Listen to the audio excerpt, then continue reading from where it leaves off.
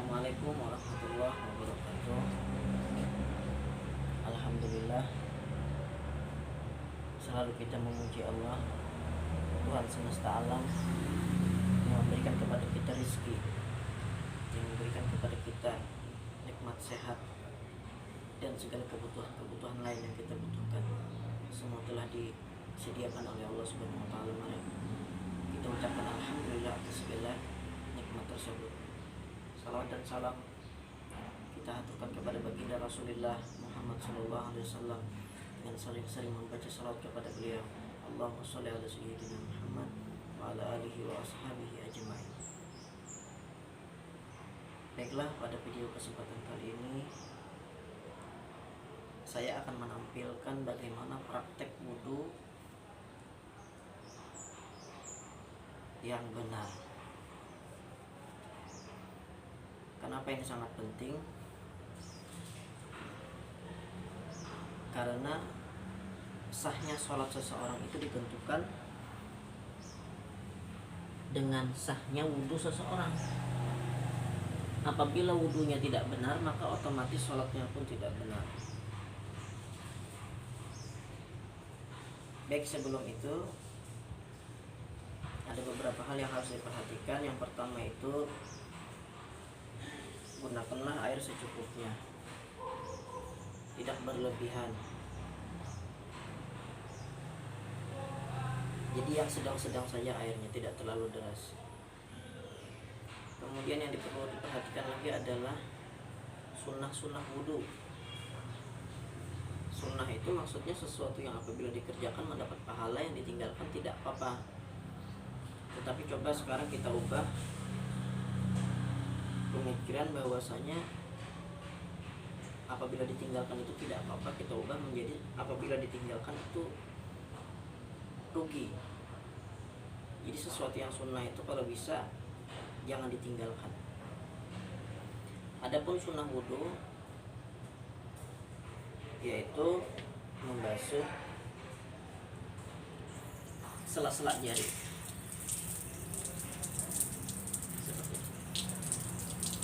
Jadi kalau ada bekas getah, karena getah itu nanti akan menutupi kulit, padahal itu wajib tersentuh air, jadi itu harus dibuang. Kalau ada bekas cat, mungkin sesuatu yang menutupi kulit, maka itu harus dibuang agar sah wudhu kita. Kemudian ada yang disebut dengan istinsyaq atau memasukkan air ke dalam hidung, yaitu caranya dengan memasukkan sedikit air ke dalam hidung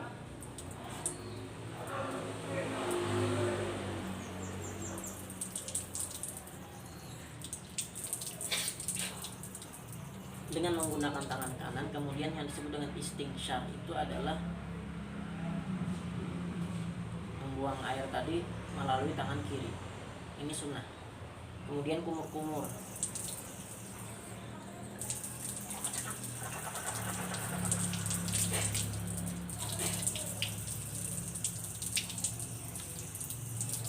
Langsung kita masuk ke dalam niat. Pelafalan niat ini hukumnya sunnah. Jadi apabila kita membaca nawaitul wudu li raf'il hadatsil asghari fadlillahi ta'ala, itu hukumnya sunnah. Apabila tidak dibaca tidak apa-apa. Karena niat itu yang paling penting adalah di dalam hati. Ketika kita membaca niat, maka bacalah niat tadi berbarengan ketika air sudah membasuhi wajah. Jadi niat di dalam hati itu berbarengan dengan air ketika mengguyur wajah. Dan yang perlu diperhatikan dalam berwudu ini adalah had atau batas-batas wudu. Contohnya kepala, contohnya wajah. Itu dari mulai awal rambut tumbuh sekeliling ini sampai ada bintil-bintil ini. Nah, bagi laki-laki yang punya jenggot itu disunahkan oleh Nabi untuk menggosok jenggotnya. Dan bagi perempuan, karena ini masuk ke dalam had atau batasan wudhu, maka wajib dibasuh cantung rambutnya ini. Kalau cantung rambutnya panjang, maka sepanjang itu harus dibasahin. Dibasahinnya dengan air yang suci, bukan air yang mustakmal atau yang sudah terpakai. Langsung saja. Nawaitul wudu li raf'il hadatsil asghari fadlillahi ta'ala. Maka niat tadi berbarengan ketika air mengguyur wajah. Sengaja aku berwudu untuk mengangkat hadas kecil fardu karena Allah Ta'ala. Nah, jadi seperti itu. Di setiap bagian tubuh yang kita basuh, sebenarnya itu ada doa yang memang dianjurkan oleh Nabi untuk dibaca.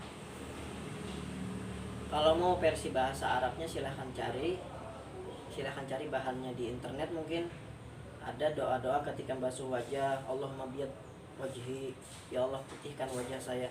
Kalau tidak bisa, silahkan saja gunakan bahasa Indonesia di dalam hati. Ketika kita membasuh wajah, maka berdoalah, ya Allah putihkanlah wajahku di padang mahsyar nanti. Karena salah satu ciri umat baginda Nabi Muhammad SAW itu dapat dikenali nanti di akhirat, yaitu dengan cara melihat bekas sujud dan bekas wudunya orang-orang beriman. Jadi Rasulullah itu dapat membedakan umat-umatnya nanti di akhirat meskipun banyak, karena di padang mahsyar itu manusia dibangkitkan dari zaman Nabi Adam sampai sekarang. Nah, lalu bagaimana Rasulullah membedakannya? Yaitu dengan cara melihat bekas wudu yang ada pada umatnya. Nah, jadi doanya tadi, ya Allah putihkan wajahku ketika di padang mahsyar. Allahumma biyad wajhi. Kemudian tangan kita buka dulu pergelangan bajunya. Hatnya itu batasnya itu sampai siku. Masalah batas wudu ini sebenarnya lebih jauh ke atas lebih bagus. Lebih jauh kita membasuh air wudu ke anggota tubuh kita lebih bagus. Karena cahayanya nanti akan memancar ketika di padang mahsyar. Yang kedua, membasuh tangan.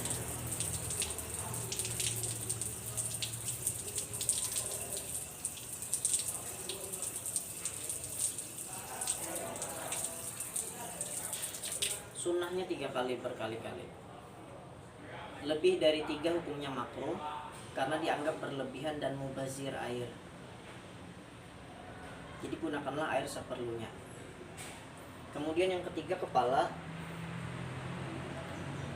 Kepala ini membasuh sebagian saja sudah termasuk rukun, sudah terpenuhi rukun. Misalnya orang tadi potongan sisirannya mantap, karena takut rusak posisi rambutnya, dia basuh bagian ujung sini sudah cukup. Karena dalam fikih itu membasuh sebagian kepala, asal itu resap ke dalam kulit kepala, resap ke dalam kulit kepala. Jadi hati-hati kalau orang itu memakai minyak rambut yang keras. Dikhawatirkan nanti airnya tidak nembus ke dalam kulit kepala. Karena adalah minyak rambut itu yang memang keras, seperti membeku rambutnya. Itu hati-hati kalau airnya mengguyur tidak kena kepala, tidak sah wudunya. Dan bagaimanakah sebenarnya wudu yang kepala itu? Sebenarnya membasuh seluruh kepala, kalau mau seperti itu.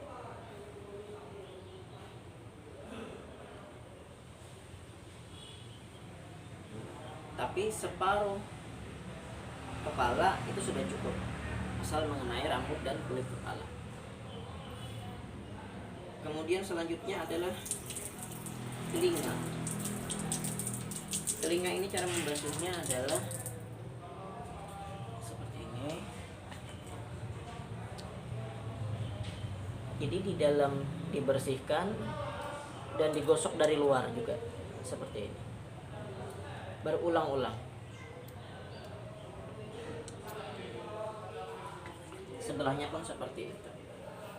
Kemudian sunnah lagi dilakukan, kita itu membasuh leher seperti itu.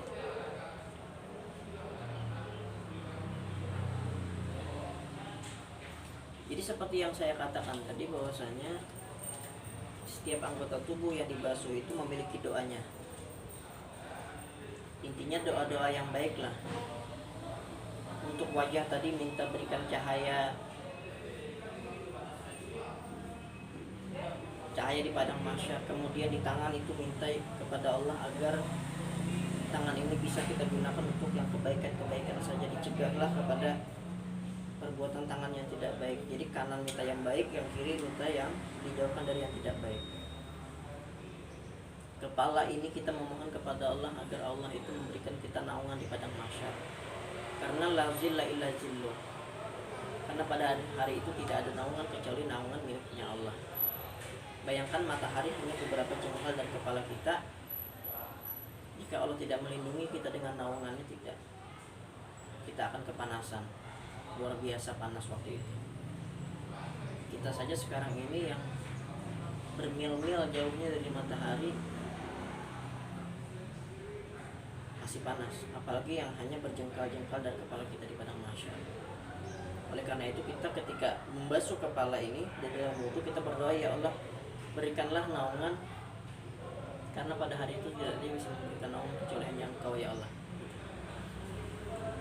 Kemudian telinga, agar Allah Subhanahu wa ta'ala memberikan kepada kita itu taufik untuk mendengar yang baik-baik saja, untuk yang kanan. Ketika membasuh yang kiri, kita berdoa, ya Allah, jauhkanlah daripada pendengaran-pendengaran yang tidak bermanfaat atau kata-kata yang keji, kotor, mendengar fitnah, ghibah yang tidak baik-baik itu. Kemudian kita membasuh leher tadi, kita bermohon kepada Allah agar Allah Subhanahu wa ta'ala membebaskan kita daripada belenggu rantai api neraka. Karena katanya para penghuni neraka itu dirantai lehernya dan diseret ke dalam api neraka. Nah, semoga dengan mudah-mudahan berwudu tadi Allah melepaskan belenggu itu daripada leher kita. Kemudian membasuh kaki. Membasuh kaki itu batasnya sampai mata kaki. Tapi kalau lebih bagus lagi, kalau bisa membasuh lebih, silahkan.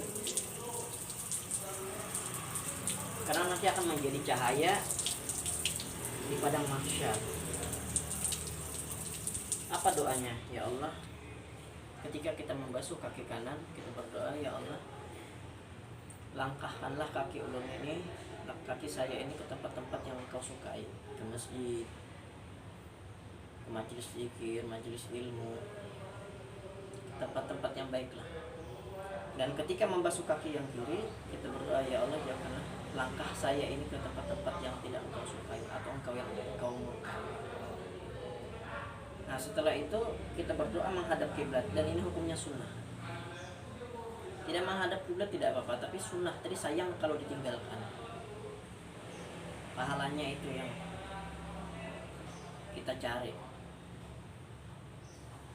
Setelah kita berdoa, apa doanya? Asyhadu an la ilaha illallah wahdahu la syarikalah wa asyhadu anna Muhammadan abduhu wa rasuluh.